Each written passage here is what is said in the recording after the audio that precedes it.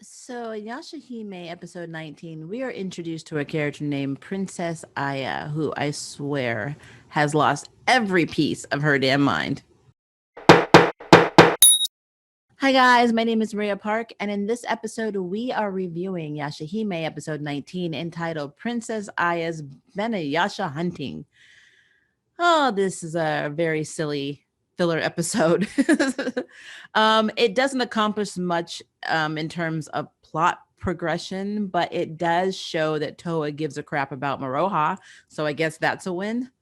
Um, Before we jump into this review, can you guys do me a favor? And I did a community post the other day where I wanted to know if I did a membership or Patreon for the channel, what kind of content you would like, because I am racking my brain. I just want to know what you want. So I appreciate the likes, but please comment because I don't know what to give you.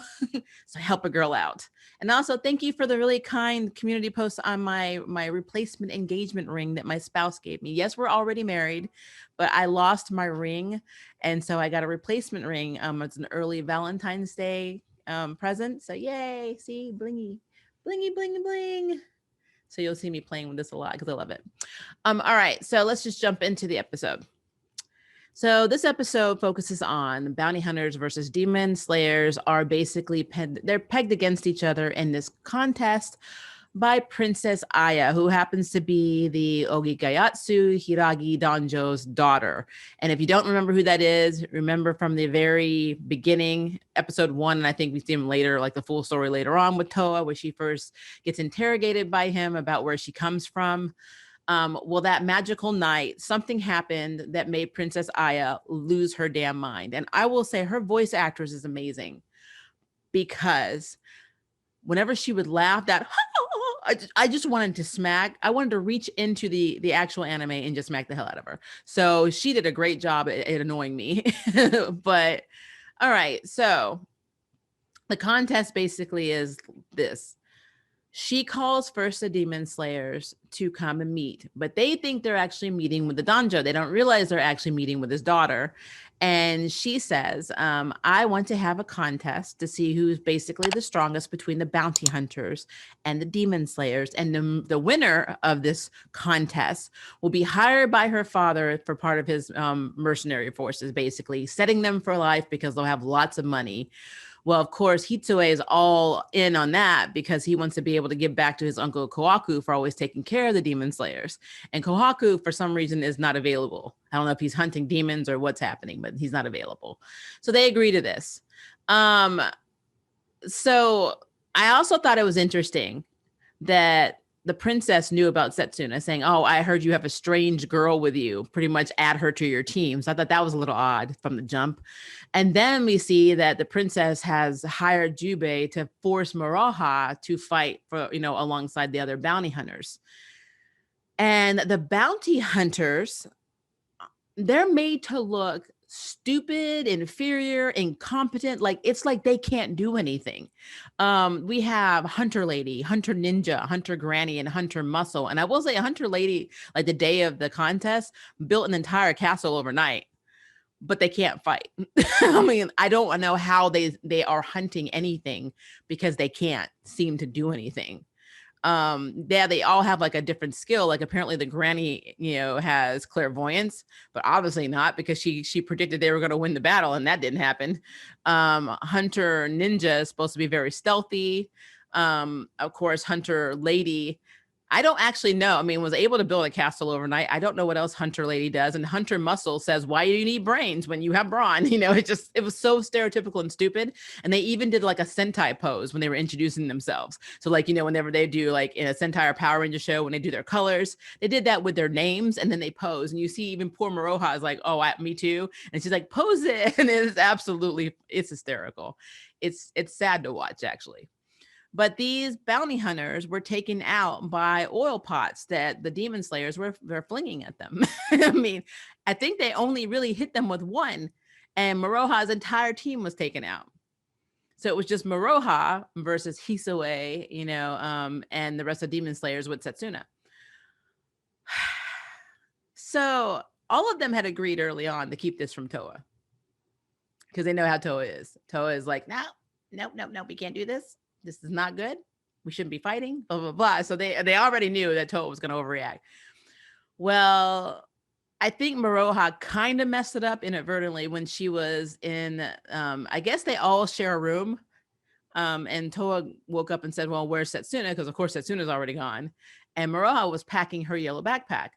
So she's like, Toa's like, well, where are you going? You know, and she's like, you got something early in the morning. And of course, Maroha's like, oh, yeah, yeah, I'm going off to our great battle, our big battle. And I'm like, that now, luckily, Toa was half asleep when she initially heard Maroha say this.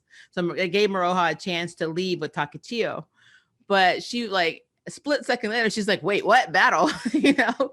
So of course, Toa goes to find her twin. She can't find Setsuna anywhere, but she does find Kilala. And, you know, I kind of feel like Kilala is like the moral compass of this show, even though we barely see Kilala at all. It really bothers me. But Toa's like, I think Maroha's in trouble. Basically, help me. So Kilala flies Toa to where they are.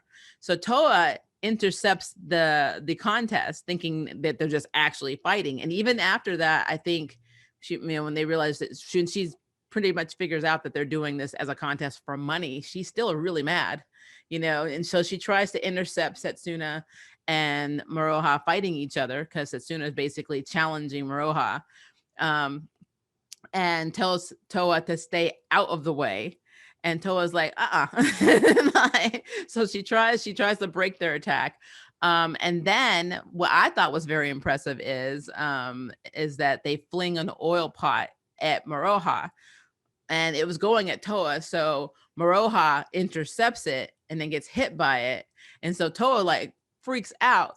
And I love the fact that prior to that, like not even a few seconds before that, Toa was like, you guys are gonna like fight Maroha. This is, you know, pretty much bull crap.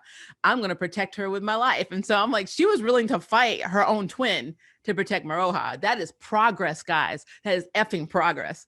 But so it turns out, though, that the person that took the oil pot hit for Toa was actually Takechiyo, who had taken over Maroha's form, basically transformed herself to look like Maroha, and even used this potion to make her scent change.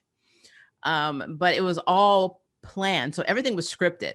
So Maroha knew that she was going to take a fall, and the Demon Slayers were going to win and get the money and the, you know, job.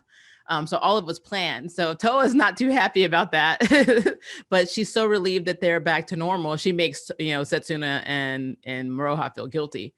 But the thing that really got me is so first Kohaku shows up after everything is said and done, and he overhears the princess basically saying it was all a lie, and that she just set that contest up, you know, for her own amusement, basically. And he goes and tells Hisue and everyone that, and they're like, Hisue's like, oh, we wanted to get jobs so we could take care of you and give you a better life. And Kawaku's like, we're demon slayers, fool. Like, we don't do this for money. We do this to help people. What is wrong with you? So like, I did not raise you right. Like, I mean, their hearts were in the right place, but I just thought that was funny. But then we find the reason